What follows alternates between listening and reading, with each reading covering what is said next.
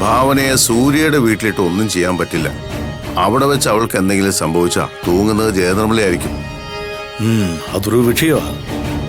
ഭാവനയെ പുറത്തേക്ക് തന്നെ കൊണ്ടുവരണം, എന്നാലേ എന്തെങ്കിലും പ്ലാൻ ചെയ്യാൻ പറ്റൂ. ഒരു പ്രാവശ്യം പുറത്തേക്ക് കൊണ്ടുവന്നതല്ലേ, അവിടെയും അവള് രക്ഷപ്പെട്ടില്ലേ? എപ്പോഴും ഒരുപോലെ ഇരിക്കില്ല വിജയപത്മ. ഇനിയൊരു അവസരം കിട്ടിയാൽ ഞാൻ വെറുതെ വിടില്ല.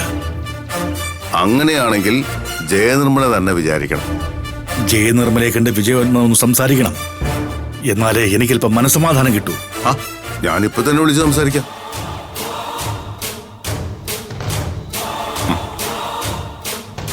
സ്പീക്കറിടാം.